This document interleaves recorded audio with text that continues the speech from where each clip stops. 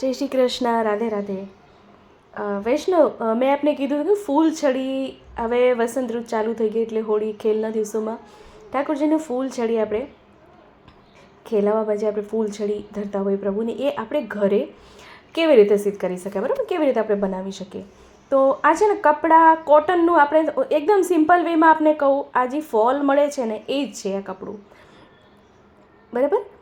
કારણ કે આ કપડું કેવું છે, એમ કેનવાસ જેવું હોય આ કપડું, બરાબર? તો આપણે એવી રીતે જ અહીંયા કપડું જોઈએ. તો આપ કોઈ બી કલર કોમ્બિનેશન લઈ શકો છો. હું અહીંયા ગ્રીન અને પિંક એટલે ગુલાબી અને લીલા કલર લઈ રહી છું. તો એને શું કરવાનું છે, પહેલાં સાઈડમાં જે સિલાઈ હોય ને એ પહેલાં કાઢી નાખવાની છે, કારણ કે એ આપણે નહીં જોશે. તો એ વચ્ચે આવશે તો સુંદર એના ફૂલ નહીં બને, બરાબર? તો એને શું કરે, એને સાઈડમાંથી કાઢી લેવાનું અને એને એક સરખા ચોરસ ભાગ કરવાના છે. ચોરસ ભાગ એટલે આપને કહું તો 1 ઇંચના કે 2 ઇંચના કરીએ તો સારું. તો કેવું છે કે એને પાન એના વાળવામાં એને સરખા પડે, ફૂલ અને પાન આપણા જે વાળવા છે ને તો સરખા થાય. તો આવી રીતે આપ અહીં જો તો અહીં 2 ઇંચના અહીંયા ટુકડા કરી લેવાના છે એને આપણે, બરાબર? 2-3 કલર, મોસ્ટલી 2 કલરના કરીએ તો વધુ સુંદર લાગે. આ 2-3 કલરનું યુઝ કરી શકો. તો આ પેન્સિલ છે, લાકડી બી આપણે લઈ શકો છો, પ્લેન લાકડી હોય ને એ લઈ લેવાની. મેં પેન્સિલ લીધી છે, કોરી પેન્સિલ છે એ મેં લઈ લીધી. ફરી જો આવી રીતે સાઈડની કોર છે એ કાઢી લેવાની છે, બરાબર? કારણ કે હવે આપણે પેન્સિલની ઉપર કપડું વીંટવાનું છે, એની ઉપર કપડાં લપેટવાના છે. કારણ કે જો કપડું નહીં વીંટશું તો એના ઉપર જે આપણે ફૂલ બનાવશું એ ચીપકશે નહીં. તો પેન્સિલ ઉપર જેટલું કપડું વીંટાય એટલું અહીંયાથી કટ કરી લઈએ. આ ફેબ્રિક ગ્લુ છે, બરાબર? આ કપડાનો જ ગ્લુ આવે છે સ્પેશિયલ. અને એવું કાંઈ નથી કે અગર આપ પાસે આ ગ્લુ ના હોય ને તો આપ સિમ્પલ ફેવિકોલ મળે છે એ બી આપ લઈ શકો છો. તમારી પાસે હતું, અહીંયા મળે છે તો મેં લઈ લીધું. પણ હવે ઘણા પાસે ન હોય, હવે એને એમ થાય બિચારાને કે હવે આ ગ્લુ જોઈએ તો આ હું ક્યાં લેવા જવું, તો કેવી રીતે ફૂલછડી બનાવી? તો કાંઈ નહીં, નોર્મલ ફેવિકોલ આવે છે એ બી આપ લઈ શકો છો. તો પેન્સિલની ઉપર છે ને, જો મેં પેન્સિલ લીધી એટલે જરૂરી નથી કે આપ પણ પેન્સિલ લો. આપ આવી રીતે લાકડી લઈ શકો છો, પણ લાકડી પતલી જ લેવાની, જાડી નહીં લેવાની. જો આ સાઇઝની જ, બરાબર? તો એના પર ગ્લુ લગાડીને ઉપરથી જે શ્વેત કપડું રાખ્યું છે એ એમાં સરખું વીંટી દઈએ નીચે સુધી અને ફેવિકોલથી ચીપકાડી દઈએ એટલે સરખું ચીપકી જાય. સુકાશે એટલે સરખું ચીપકી જશે. તો હવે પહેલાં ગુલાબ બનાવીએ. ગુલાબ કેવી રીતે આપણે બનાવવાના છે ફૂલછડી માટે? તો આપ જોઈ પહેલાં 1 ઇંચ લો પહેલાં, એટલે આંગળીનો આગળનું વેથ હોય એટલું પહેલાં ફોલ્ડ કરો, એને ફરીથી આટલું ફોલ્ડ કરવાનું.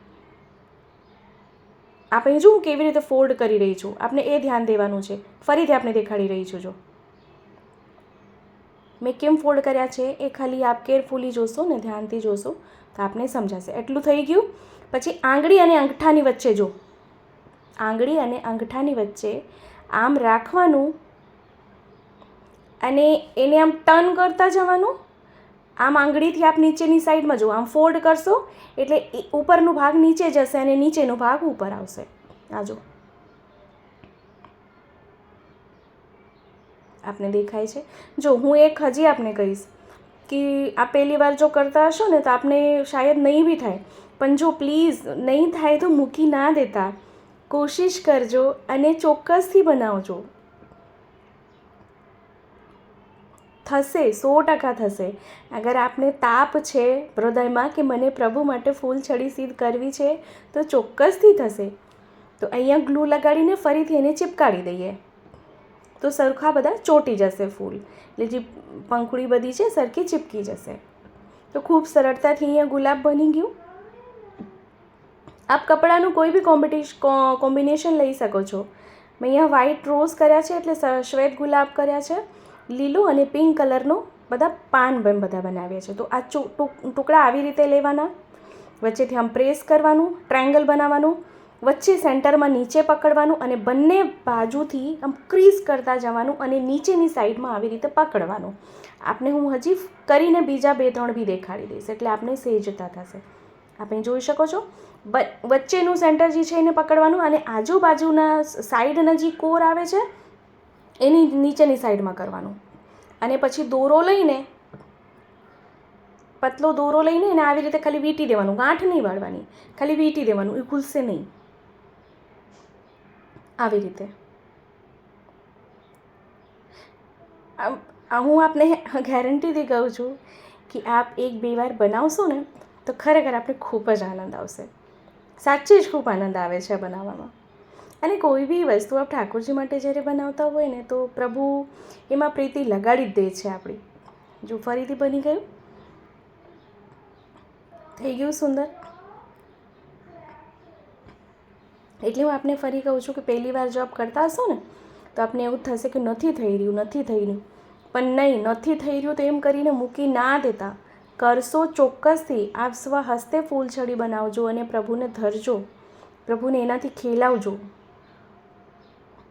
તો આવી રીતે જ બધા પાન જે છે, બધા ફૂલ આવી રીતે જ આપણે બનાવી લઈએ.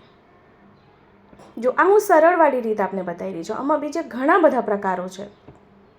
હજી પાન આપણે વાળી રહ્યા છે એના બીજા ઘણા બધા છે, પણ હું આપને સરળ બતાવી રહી છું કે જેથી હું સરળતા થાય આપને પહેલી વાર જે કરતા હોય તો. આપણે કેવું કરીએ છીએ કે કારણ કે આપણી વૈષ્ણવ પ્રીત છે તો વૈષ્ણવને પ્રીત લાગે ને એવું જ કરવાનું છે આપણે, કારણ કે વૈષ્ણવને પ્રીતિ લાગશે તો જ પ્રભુને લાટ લડાવશે ને.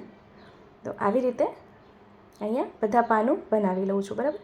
તો હવે જે ગુલાબ બનાવ્યા છે ઉપર ગ્લુ લગાડીએ અને સેન્ટરમાં પણ ગુલાબના નીચે ગ્લુ લગાડીને એટલે ફેવિકોલ લગાડીને આમ ચીપકાવી દઈએ.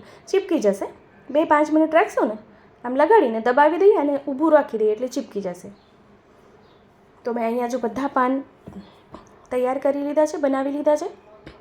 હવે એને આપણે છડીમાં લગાડવાનું છે. તો છડીમાં બી હું સીધે જ વે આપને દેખાડીશ. મેં આપને બનાવીને દેખાડ્યા છે. ફરીથી એકવાર આપને તો બી કહી દઉં કે કારણ કે ઘણીવાર એવું થશે કે નથી થઈ રહ્યું. આપે ખાલી ધ્યાનથી જોઈ લો તો આપને સમજાશે કે કેવી રીતે પૈકડું છે મેં.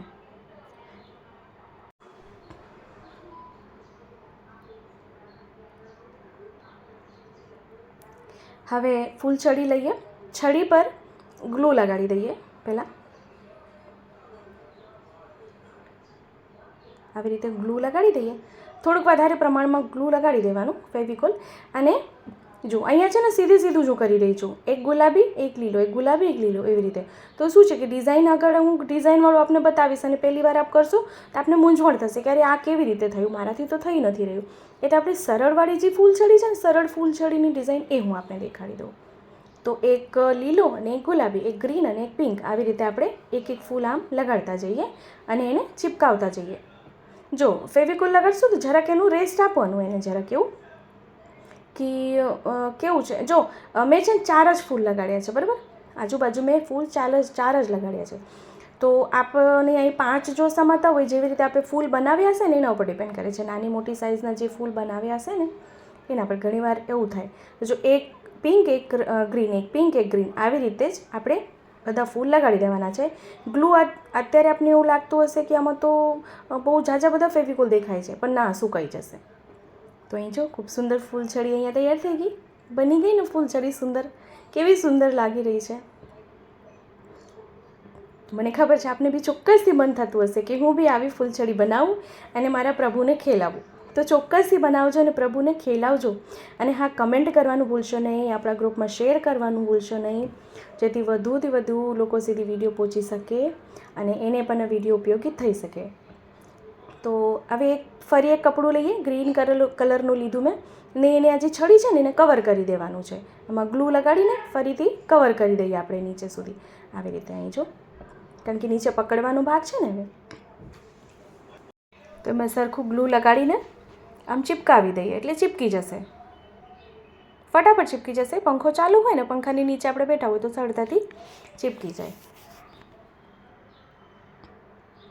એને પછી હાથેથી સરખું દબાવી દેવાનું એટલે સરખું પ્રોપર આમાં સ્ટિક થઈ જશે. તો છે ને એકદમ આસાન તરીકો, એકદમ સરળ તરીકા છે ને, કેટલું સુંદર લાગી રહ્યું છે ને. તો જો વિડીયો ગમ્યો છે તો લાઈક જરૂરથી કરશો અને હા, આપણા ગ્રુપમાં શેર કરશો ચોક્કસથી. તો એક ફૂલછડી થઈ ગઈ, બીજી આવી રીતે જ આપણે બનાવી લઈએ. તો બંને ફૂલછડી સુંદર અહીંયા થઈ ગઈ છે.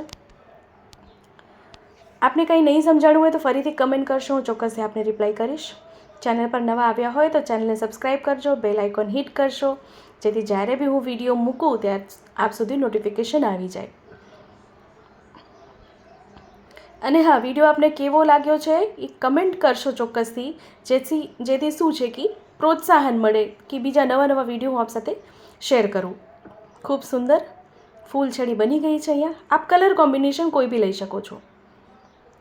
તો ફરીથી મળશું આવી રીતે જ નવા નવા વિડીયો સાથે. ત્યાં સુધી આપ સૌને મારા જય શ્રી કૃષ્ણ.